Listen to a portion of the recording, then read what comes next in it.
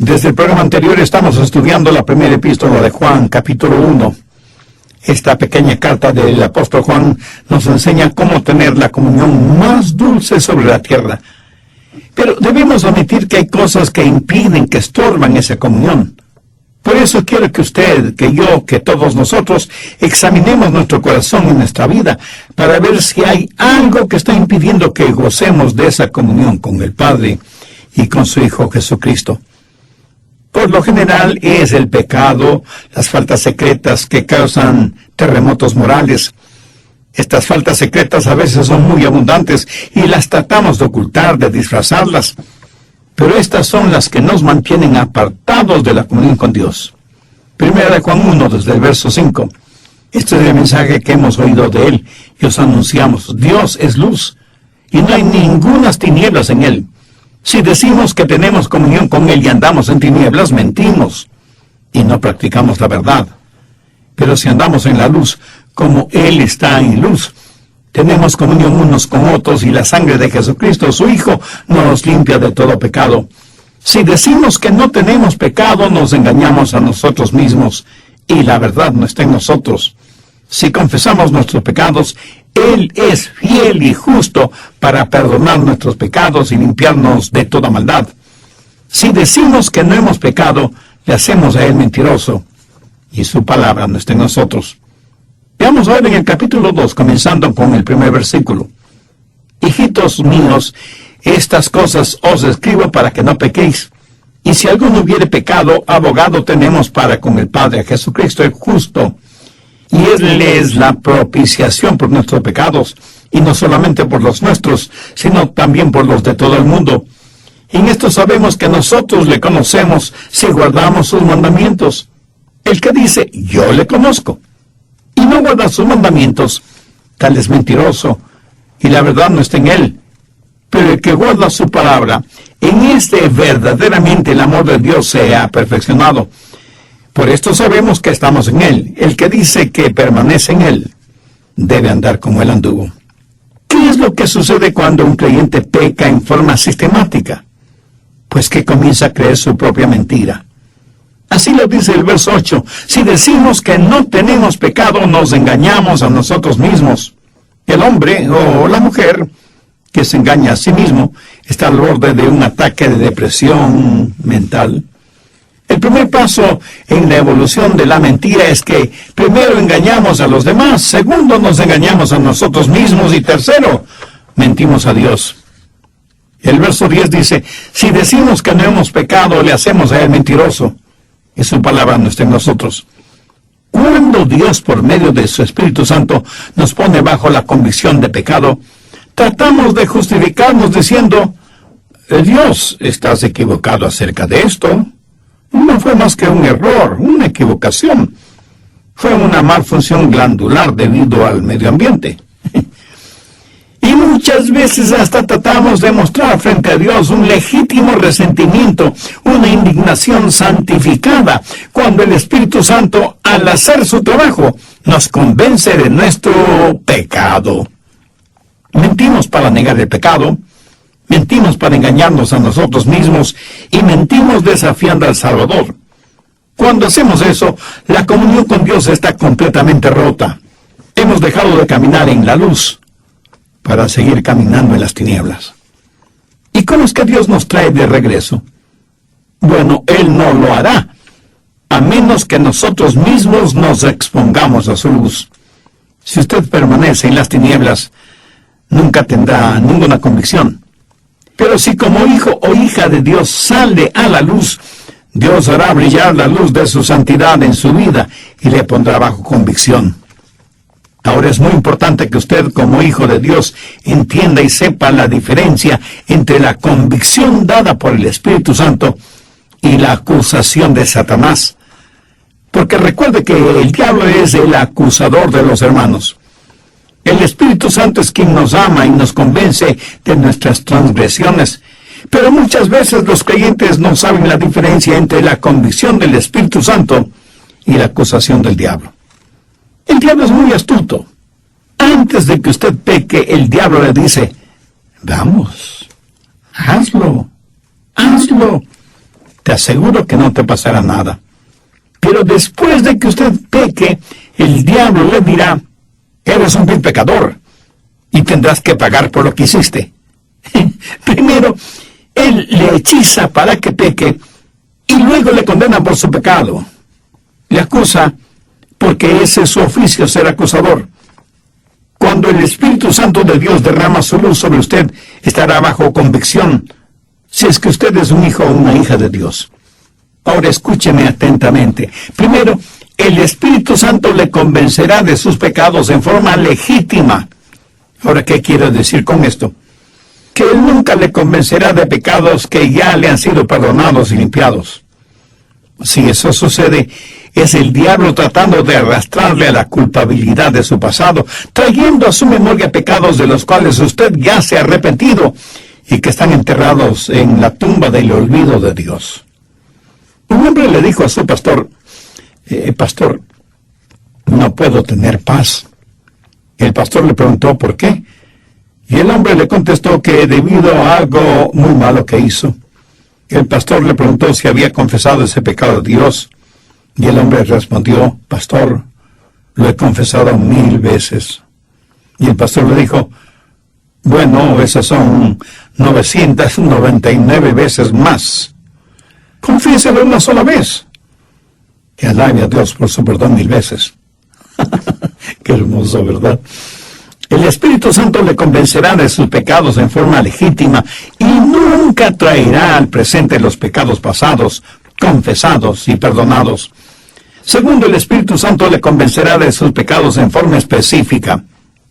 Si el diablo no puede arrastrarle a la culpabilidad de su pasado, tratará de hacerle sentir mal, indigno, bueno para nada. Por eso es que muchos creyentes dicen, no soy más que un indigno pecador. ¿De dónde saca usted eso? Si usted es salvo, ya no es un pobre e indigno pecador. Usted es la justicia de Dios en Jesucristo. Príncipes y princesas, linaje real, emparentados con el santo y trino Dios. Jesús no se avergüenza de llamarle hermano, pero el diablo quiere que usted se sienta indigno. Amigo, no le haga caso. Sepa siempre quién es usted en Jesucristo. ¿Cómo el Espíritu Santo le convence específicamente? Por ejemplo, el Espíritu Santo me dirá, Adrián, lo que le dijiste a esa persona no es cierto. O sea que fue una mentira. O me dirá, Adrián, fuiste muy rudo con tu esposa. O, Adrián, fuiste insensible con tus hijos. O sea que como un buen doctor, el Espíritu Santo siempre pone el dedo sobre la llaga y le puedo asegurar que eso duele. Tercero, el Espíritu Santo le convencerá de sus pecados para redimirle. ¿Sabe lo que hace una acusación? Le aleja de Dios. Le hace creer que ya no tiene ninguna esperanza. Pero el Espíritu Santo le dice, si vienes a Jesús, Él te perdonará, te limpiará y restaurará esa comunión que debes tener conmigo porque te ama. Esa es la manera en que Dios, por medio de su Santo Espíritu, le convence de su pecado. Pero así como he hablado de la convicción de pecado, quiero hablarle de la limpieza del pecado. Una vez que el Espíritu Santo le muestra un pecado particular en su corazón y en su vida, y lo hace legítima y específicamente, y le acerca a Jesús, mire lo que Juan dice en el verso 9. Si confesamos nuestro pecado, Él es fiel y justo para perdonar nuestros pecados y limpiarnos de toda maldad. No es una limpieza jurídica la que obtenemos cuando nos salvamos. Aquí se habla de tener comunión con Dios, de tener una relación con Dios como hijos de Dios, si confesamos nuestros pecados. La palabra confesar es una palabra interesante. En el griego significa literalmente decir la misma cosa. Confesar el pecado es estar de acuerdo con Dios en lo que Él dice acerca del pecado. Por favor, recuerde que admitir el pecado no es arrepentirse del pecado. Y confesar el pecado es decir lo mismo que Dios dice sobre el pecado. El Espíritu Santo de Dios pone su dedo sobre mí en forma legítima, específica y redentora. Yo confieso mi pecado y estoy de acuerdo con lo que Dios dice acerca de mi pecado. Dejo de estar al lado del pecado y me pongo al lado de Dios. Pero no podré estar al lado de Dios sin confesar mi pecado. Ahora, ¿cómo debo confesar mi pecado? Inmediatamente. Si confesamos nuestros pecados, está en tiempo presente en el original griego. No se refiere a algo que hizo, sino a algo que hace. En una paráfrasis bíblica, este versículo dice, si continuamente confesamos nuestros pecados, o sea que hacemos del confesar nuestros pecados un hábito permanente. Usted no confiesa sus pecados al final del día, ni mucho menos al final del mes, y muchísimo menos al final del año, o solo cuando hay una reunión de avivamiento en su iglesia. Cuando una partícula de polvo penetre en su ojo, usted trata de limpiar su ojo inmediatamente. ¿No es cierto? No lo deja para cuando llegue a casa, ni dice, me limpiaré el ojo este fin de semana. Absurdo, ¿no le parece? ¿Sabe lo que muchos de nosotros hacemos? Hacemos de nuestra vida espiritual una montaña rusa, unas veces arriba y otras veces abajo, unas veces en la cima de la montaña y otras veces en el valle. ¿Qué es la vida llena del Espíritu? La vida victoriosa no es el vivir sin ninguna tentación, sin ningún error, sin ningún fracaso. Todos pecamos, pero a pesar de eso hay una vida victoriosa.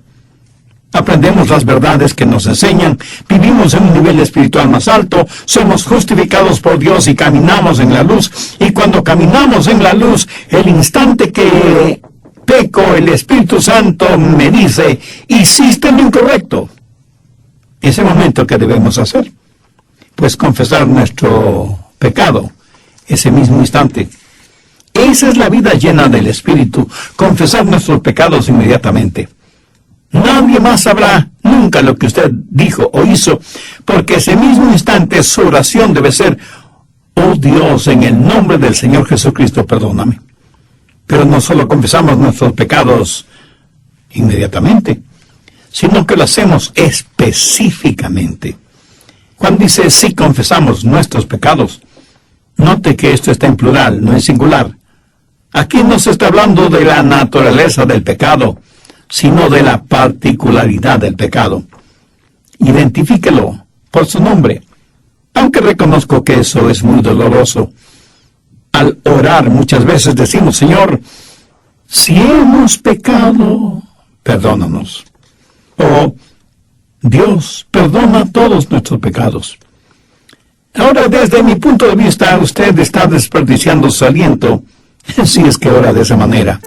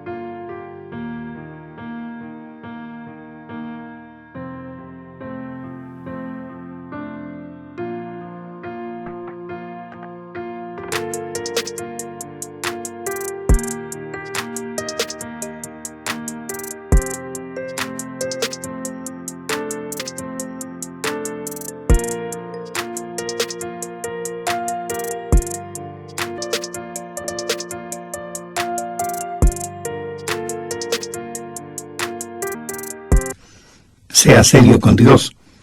Cuando mira o lee pornografía, confiese inmediatamente y ore. Dios, perdóname por leer o ver este sucio material. Te he deshonrado a ti, a mi cónyuge, a mis hijos. He deshonrado mi propio cuerpo y he puesto basura en mi mente. Perdóname, Señor, no debí hacerlo, no lo volveré a hacer. Y lo mismo debo orar si el pecado es el orgullo, o la autosuficiencia, o la codicia, o lo que quiera que usted sabe que está en contra de la voluntad de Dios. Hágalo inmediata y específicamente. Volvamos al verso 9. Quiero que note la siguiente frase. Él es fiel y justo para perdonar nuestros pecados. Lo notó. Dios es fiel y justo. Si Él no lo hiciera así, sería infiel e injusto. Pero esa fidelidad y justicia de Dios está supeditada al cumplimiento de la primera parte del versículo. ¿Y qué dice la primera parte del versículo? Si confesamos nuestros pecados. ¿Cuántos pecados nos perdona Dios? Todos los pecados confesados. Algunas veces el diablo nos puede decir que hemos hecho algo pero tan malo, que Dios no puede perdonarnos. Mi amigo, eso es una mentira infernal, porque no hay ni un solo pecado que la sangre de Cristo no pueda limpiarlo. Mire lo que dice la parte final del verso 7. Y la sangre de Jesucristo, su Hijo, nos limpia de todo pecado. Debemos tener la absoluta confianza en el poder limpiador de la sangre de Cristo, que limpia y blanquea lo que ningún detergente puede hacerlo. Limpia las manchas espirituales, las internas, las que aunque nosotros no las vemos, Dios sí las ve, y nos deja más blancos que la nieve.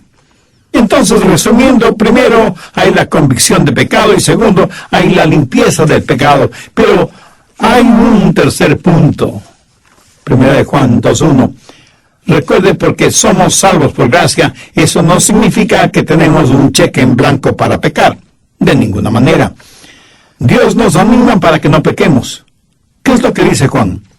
Hijitos míos, estas cosas os escribo para que no pequéis. Y si alguno hubiere pecado, abogado tenemos para con el Padre, Jesucristo el justo. ¡Qué maravilloso! Tenemos un Salvador que intercede por nosotros, por todos nosotros. Primera de Juan 2:2. Y Él es la propiciación por nuestros pecados, y no solamente por los nuestros, sino también por los de todo el mundo. Yo sé que algunos de ustedes se estarán preguntando, ¿qué es propiciación? Significa que Jesús satisfizo la